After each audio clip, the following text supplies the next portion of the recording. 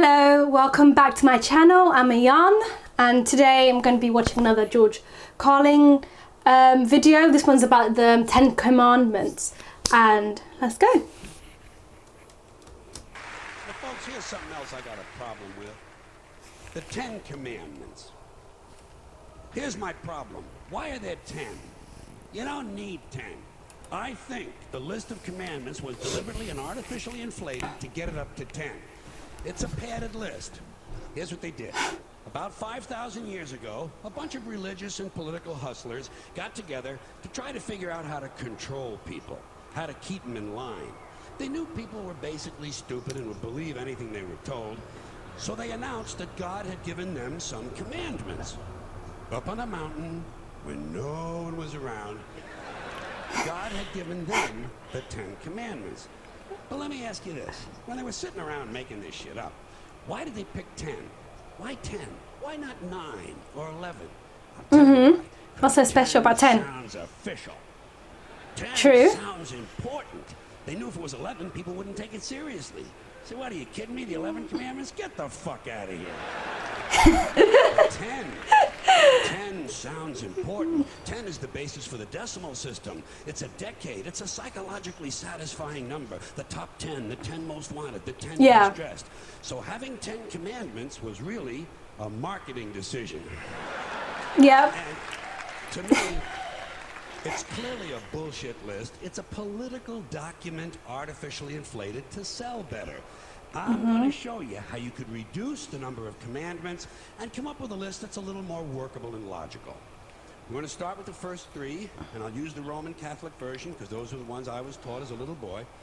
I am the Lord thy God. Thou shalt not have strange gods before me. Thou shalt not take the name of the Lord thy God in vain. Thou shalt keep holy the Sabbath. Right off the bat, the first 3, pure bullshit. Sabbath, Sabbath day, Lord's name, strange gods, spooky language.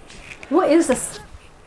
I don't know, maybe what is the Sabbath? I know that I know Sabbath in Judaism, but I've never really heard of Sabbath when it comes to the Christianity. Or is it the same thing? I don't know. Lord's name, strange gods, spooky language. Spooky language designed to scare and control primitive people. In no way does superstitious nonsense like this apply to the lives of intelligent, civilized humans in the 21st century. You throw out the first 3 commandments, you're down to 7. Okay. Next, honor thy father and mother. Obedience, respect for authority. Just another name for controlling people. The truth is, obedience and respect should not be automatic. They should be earned. They should be based on the parents' performance.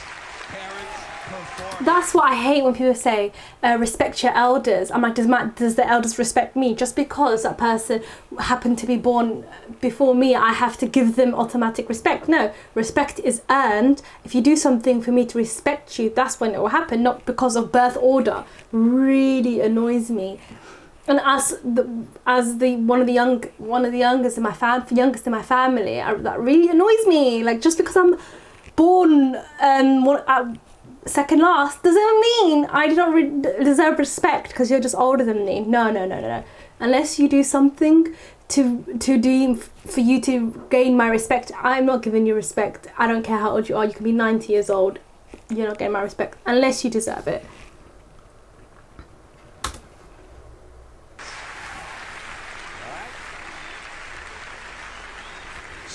Some parents deserve respect. You're down to 6. Now, in the interest of logic, something religion is very uncomfortable with, we're going to jump around the list a little bit. Thou shalt not steal. Thou shalt not bear false witness. Stealing and lying. Well, actually, these two both prohibit the same kind of behavior. Dishonesty, stealing, and lying. So you don't need 2 of them. Instead, you combine them and you call it thou shalt not be dishonest. And suddenly, you're down to 5. And as long as we're combining, I have 2 others that belong together. Thou shalt not commit adultery. Thou shalt not covet that's the same. wife. Once again, these two prohibit the same kind of behavior, in this case, marital infidelity.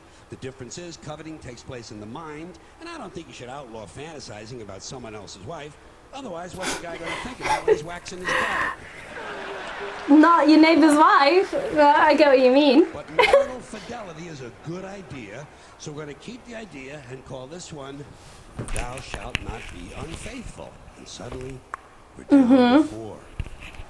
But when you think about it, honesty and fidelity are really part of the same overall value. So in truth, you could combine the 2 honesty commandments with the 2 fidelity commandments and give them simpler language, positive language instead of negative, and call the whole thing, Thou shalt always be honest and faithful. And we're down to 3. Thou shalt, they're going away. They're going away fast. Thou shalt not covet thy neighbor's goods. I've never heard of that in the tent. Just plain fucking stupid. Coveting your neighbor's goods is what keeps the economy going. Competition. Your neighbor gets a vibrator that plays "Oh Come All Ye Faithful." You want to get one too? Coveting creates jobs. Leave it alone. You throw out coveting and you're down to 2 now. The big honesty and fidelity commandment, and the one we haven't talked about yet, Thou shalt not kill. Murder. The 5th commandment. Think about it. When you think about it, religion has never really had a big problem with murder. Not really. More people have been killed in the name of God than for any other reason. All you have to do